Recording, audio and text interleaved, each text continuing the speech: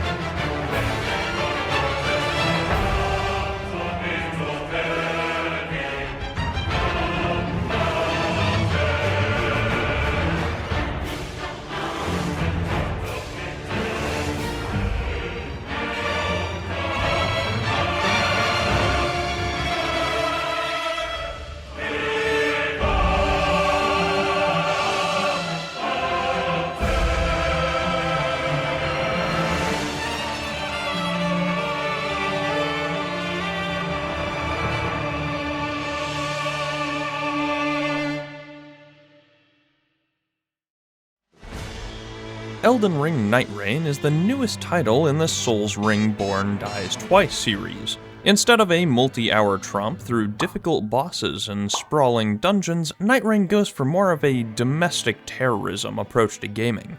Quick, punishing, and more fun with up to 3 people. Instead of progressing through a preset story and overcoming more and more difficult threats the further you push, you and your buddies have a certain amount of time on a small, randomized map to farm resources before being herded towards a final boss by the shrinking Fortnite zone. This game has truly done irreparable damage to the entertainment industry.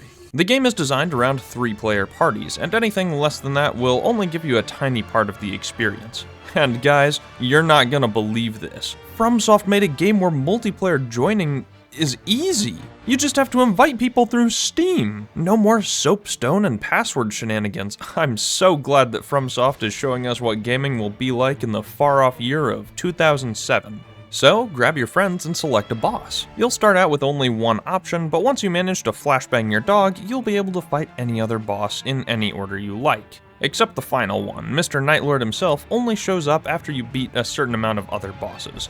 Then he gets added to the list like all the rest. Each boss has certain elemental weaknesses you'll want to keep track of so you can get weapons of that type during your run. It follows basic Pokemon logic for the most part.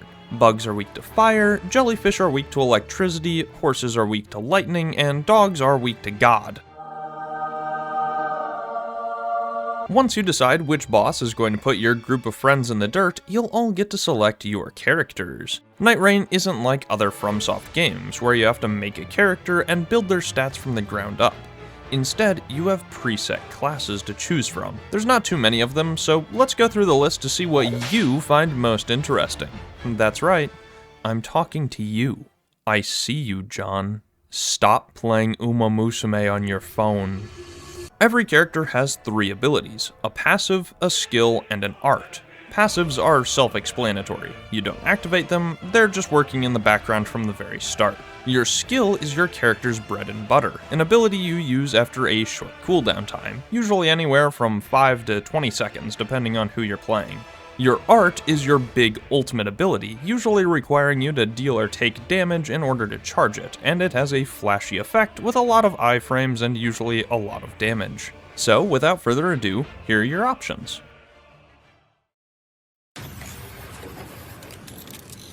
Wylde. this is your typical John Nightreign. It's an all-rounder class who prefers greatswords, but'll do great with just about any melee weapon. Your passive saves you from death a single time.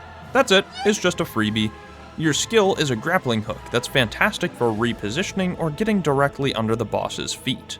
Your ult is the Big Booty Blast, a giant explosion that can stagger just about anything and deals a big chunk of damage. He's great for getting in fast, hitting hard, and then blowing up like he ain't nobody, gar gar gar gar gar. Here's a fun challenge for you folks at home. Play Wylde and try not to ult on the first frame every time a boss appears. It's impossible, I'm telling you. I gotta press that button.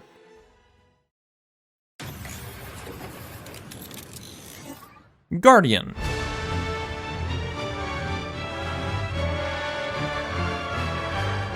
This bird is your designated tank class. The game says you prefer halberds, but we all know that shields are better. Your passive is that you guard better. You get less stamina drain on block and therefore can tank large hits that might one-shot everyone else. Your skill is Spin, where you stand in the middle of enemies and then spin them down. And your ultimate involves you jumping up to do a dramatic superhero landing, dealing damage and creating a zone where you nullify damage for a short time, as well as instantly rezzing downed teammates. Your goal is to draw aggro, stagger small groups, and save your ultimate for when your revenant gets sneezed on.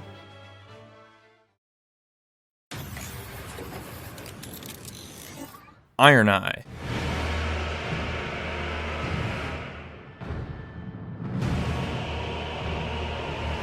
Your typical ranger class that's absolutely busted if you play them right. You have no time for anything other than bows. If it isn't ranged and shoots arrows, I don't want it. Your passive gives the whole team better item discovery, raising the quality and strength of weapons and items found throughout the map. Your skill is a short-range dash that goes straight through enemies and marks them for increased damage. It's literally a free dodge that doesn't cost stamina. This shit is broken. Your ultimate is a comically large bow pulled out of pocket space, which you then fire a tactical nuke from. It's not the most damaging, but it has infinite range, pierces through everything it hits, and staggers just about anything in the game. Basically, it's the knock that shit off button.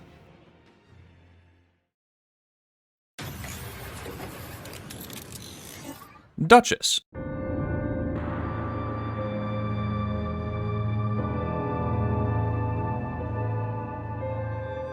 An assassin-style character with a splash of magic. She prefers daggers, which combos perfectly with her passive that lets you dodge consecutively and attack multiple times for less stamina.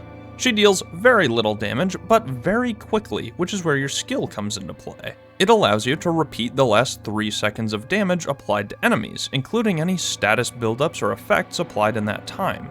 This is fantastic for comboing ults or blood loss procs, effectively doubling damage dealt within the last little bit. Her ultimate makes you and all nearby allies invisible for 10 seconds. This might not sound very good at first, but it's won me quite a few boss fights because it can do stuff like this. On the bright side, he is just walking away. Yeah, it seems like he does not know what to do whenever there's nobody alive. Okay. Wait. Oh, good old dude. That was great.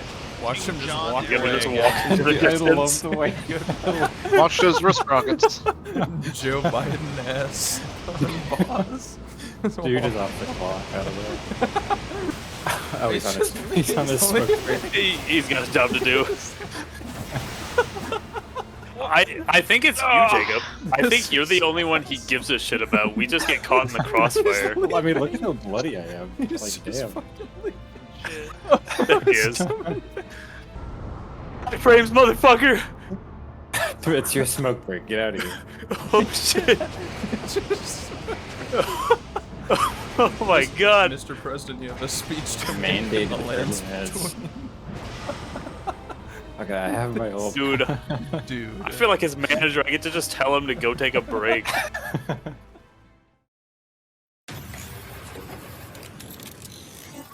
Raider.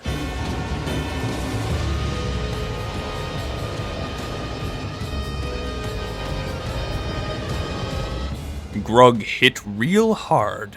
Grug don't care what hit with. Grug hit with rock. Grug hit with stick. Grug hit with sharp stick. Don't matter. Grug good with all. Grug passive is that when he take damage, he get real strong and make ability better. Ability is Grug takes less damage for a second, then hit real hard back. And Grug ultimate even cooler. Grug ultimate make Big Rock.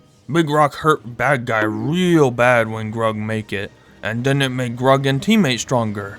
Grug like Big Rock.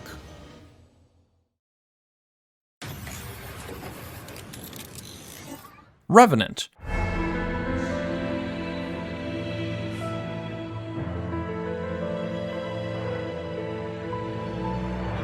This is the class you play if you are trans.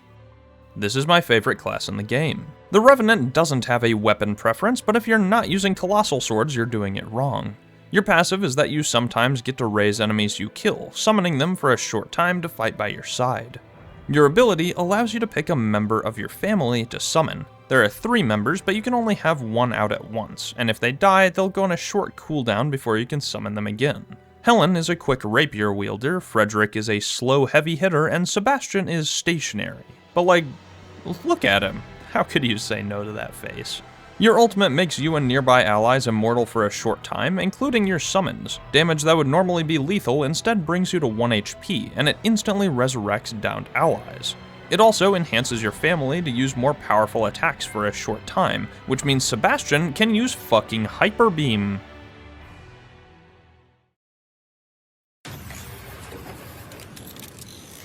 Recluse.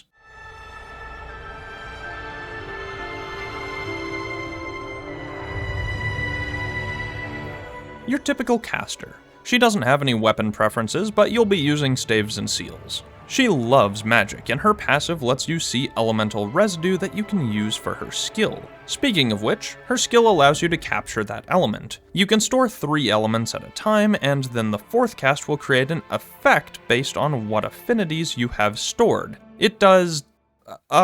it does a lot of stuff. Go watch a guide or something. Your ultimate marks nearby enemies for a short period, and during that time, anyone on your team who attacks that enemy will regenerate some HP and FP, making it very useful for any non-magic classes that might be eating up all their FP with weapon arts. And finally, Executor.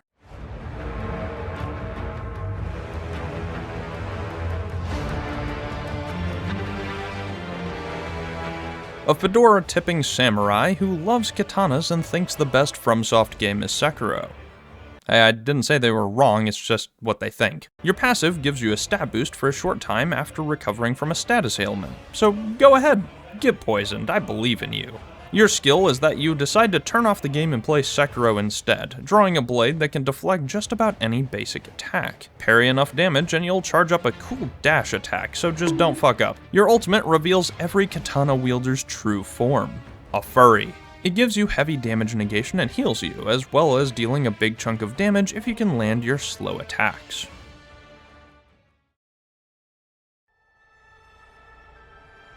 Once everyone selects their character of choice, you get thrown out of the battle bus and onto the continent. And now you're playing basic Elden Ring. Pretty much everything is the same here. You have weapons to attack with that have special weapon arts, spells to cast, and a super ultra sprint that gets you around the map faster. Along with some small bonuses like birds that can carry you long distances, the ability to use your arms and climb, and no fall damage.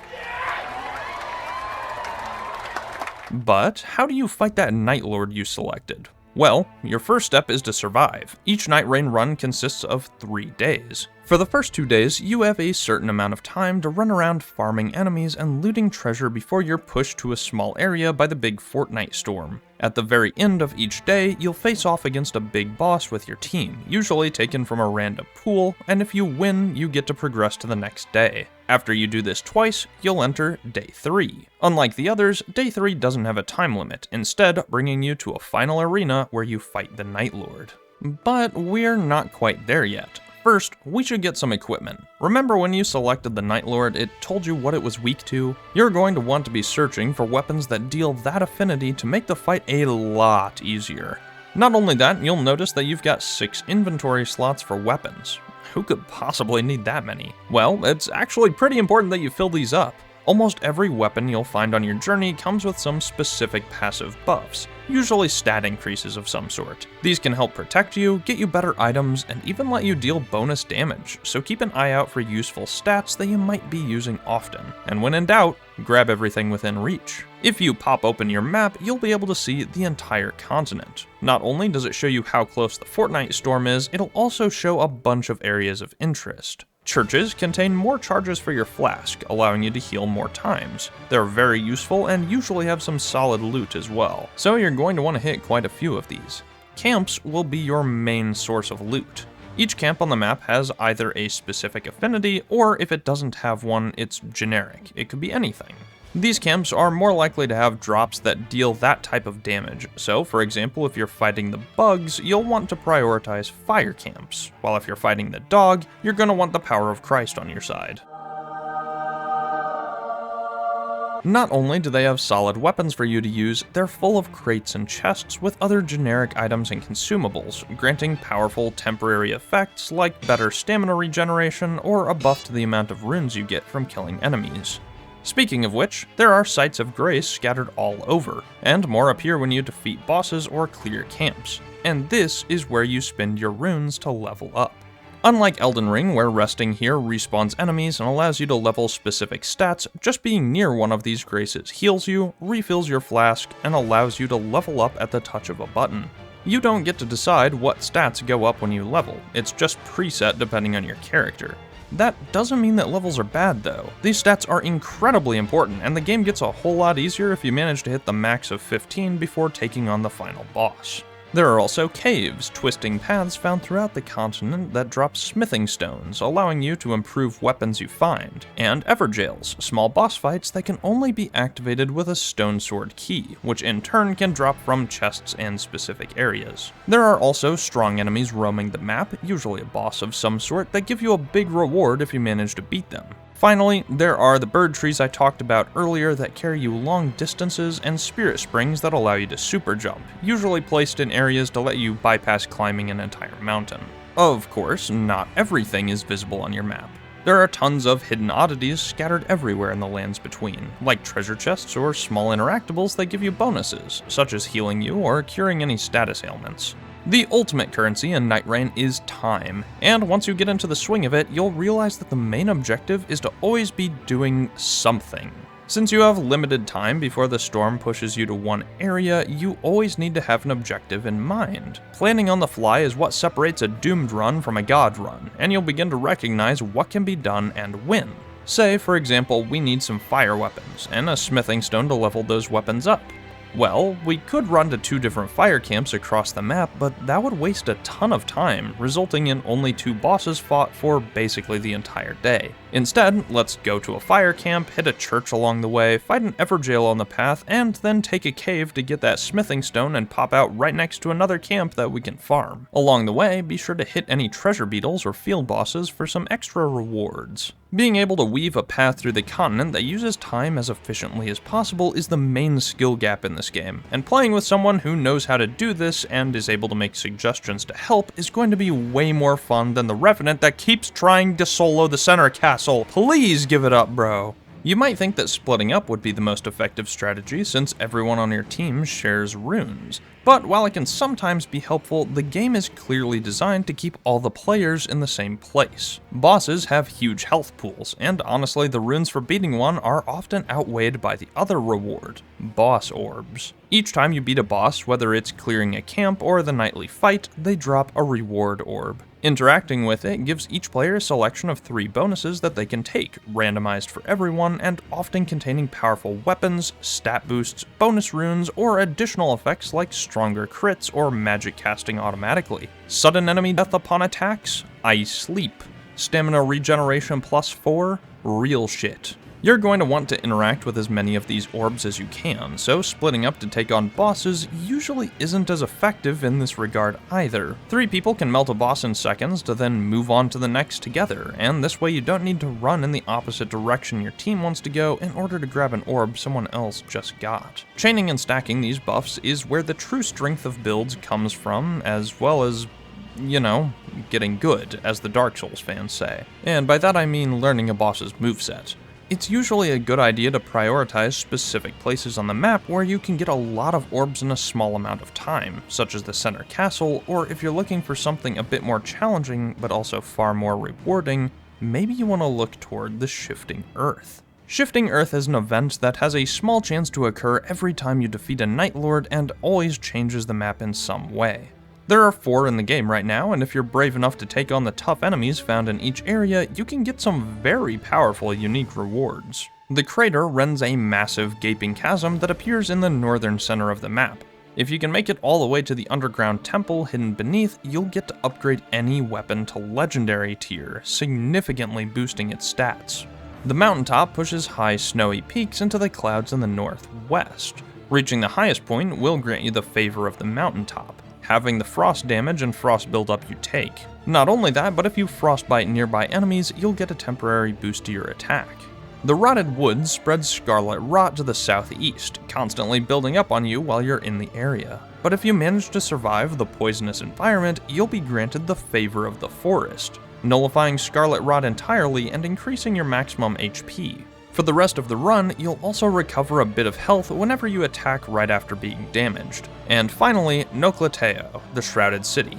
From the southwest, a massive city emerges, filled with enemies and completely impenetrable except for specific choke points. There are 2 rewards here. Defeating the Natural Born of the Void will allow you to pick up the favor of the Shrouded City, raising you from death a single time and granting you a small strength boost for a bit afterwards. And along the southern edge of the city, there's also an altar that allows you to duplicate any weapon in your inventory once.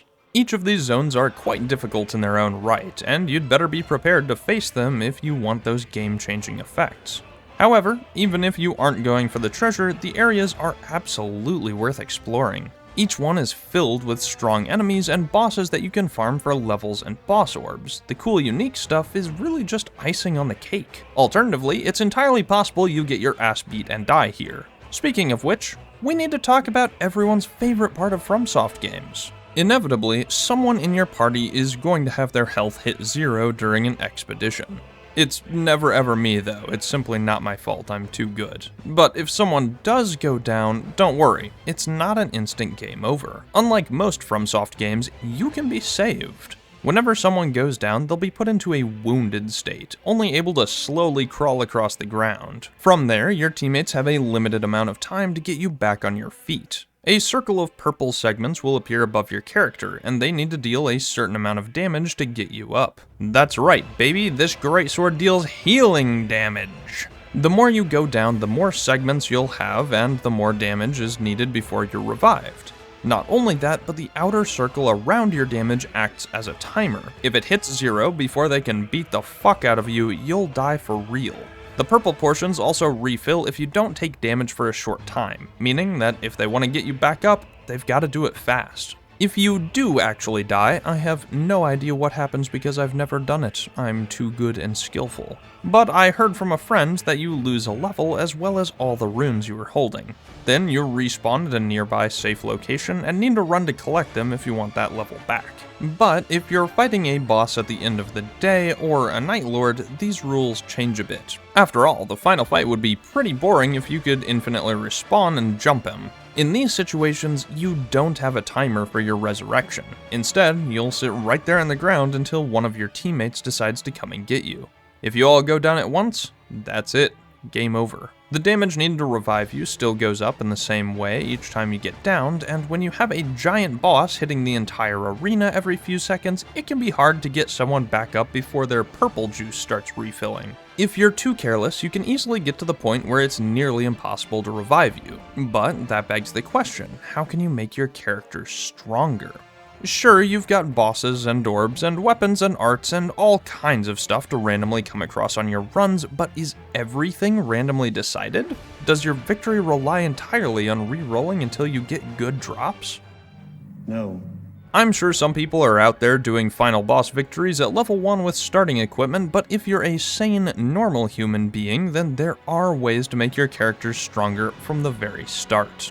Welcome to Relics. Every character has a vessel that allows them to equip up to 3 relics. Relics come in 4 colors, and each vessel has specific colors that they can hold. These are red, green, blue, and yellow. You can unlock and purchase more vessels as you progress, allowing for different combinations of colors for each character. Relics themselves are unlocked in a few ways. Mostly, you'll get them as random drops after each expedition, and you can purchase more from the small vendor in the hub area of Roundtable Hold. Relics can provide a ton of different effects, having up to 3 passive abilities each. You can get all kinds of stuff, from damage boosts to affinity bonuses, rune drop increases, cooldown reductions, and even starting with items already in your inventory. Changing these relics to create hyper-focused builds or exploit the weakness of a boss is all part of the fun, and working your way up to better and better relics, or trying to find one for a specific character you enjoy is the main reason to grind the game. But if you're looking to buff up one of your mains, or perhaps just enjoy lore, there's another way to get relics. Remembrances. Storytelling can never be straightforward in a Souls game, so naturally Nightreign will make you play through small missions while drip-feeding you information via esoteric nonsense. As you play characters and defeat Night Lords, you'll unlock more pages in their journal, and at certain points you'll have the option to begin a remembrance in order to continue. Usually, this will be an objective on your map during your next mission. You've got to go there, fight a small boss, and collect a thing. Then, the next time you're in Roundtable Hold, you can talk to some people and advance your story. Unless you're Raider, in which case you just go beat someone to death. Completing certain remembrances will also reward you with character-specific relics, designed entirely to buff their kits. Everyone gets 2 if you finish their full story. For example, the Wylde gets the Slate Whetstone, which unlocks a special attack for greatswords when you grapple hook in, and the Silver Tear, which charges your art anytime you grapple. 2 incredibly good relics that'll help you a ton in most situations. Not only that, but fully completing every remembrance for each character will reward you with their remembrance skin, an alternate outfit that... Wait, what does this even change? Bro, are you kidding? He just wears the brooch? Are you using the remembrance skin? You gonna flex a little bit? Yeah, I'm using the remembrance skin. Oh yeah, no, it looks good.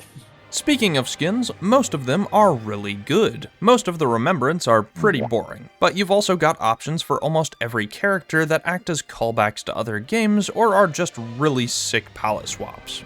You can buy most of them with the currency you get in expeditions, and rolling up to a random party dripped out of your mind is yet another reason to grind away. But let's say that you're bored of all that. Maybe you've got this shit on lock. All your remembrances are done, all your skins are bought, all the bosses are beaten, and even memorized to the point that they're boring. What do you do now? Well, you wait. Until the next Everdark Sovereign.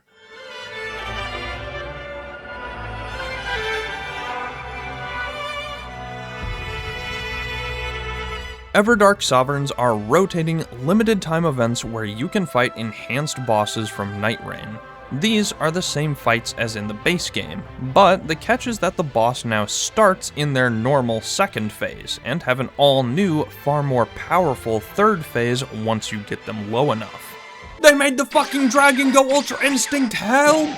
These fights are way more challenging than the base game, and so far are incredibly fun. By far my favorite moments have been in these Everdark raids. The sheer level of adrenaline you get from the boss thrashing all over the map faster than any of you can react is worth it all on its own. But even with all that spectacle, the difficulty, and the fun, if there's just one thing I need to pick that makes this shit peak, it's gotta be the music. FromSoft always makes bangers. These soundtracks are some of the GOATs. Even the shittiest bosses have chart toppers. In Nightreign, this is put on full display. Many of the old bosses keep their themes, such as the Dancer of the Boreal Valley, and all the Night Lord's tracks are absolutely beautiful. But man, those Phase 3 themes hit different. Every single one is either heart-shatteringly beautiful or ass-clinchingly intense. The intro was Fulgor's Phase 3 theme, and you already know how cool that shit was. Maris's theme is gorgeous, like an ocean or underwater theme dialed up to 11, even replicating whale noises.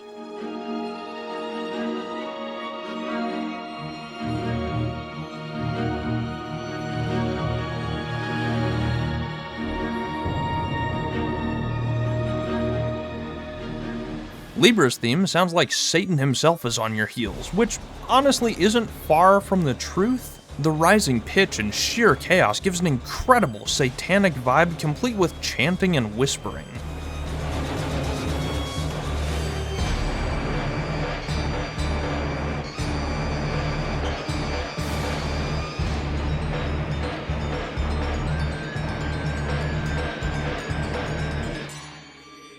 But out of every song in the game, if I had to choose a single favorite, it's gotta be Adele's. This boss is the epitome of dogs named Manskinner Fleshtear Hellboss versus dogs named Cupcake. And believe me, the key to knowing you're about to get fucked isn't watching the dragon teleport around the entire map. It's when FromSoft decides to put electric guitar in their songs.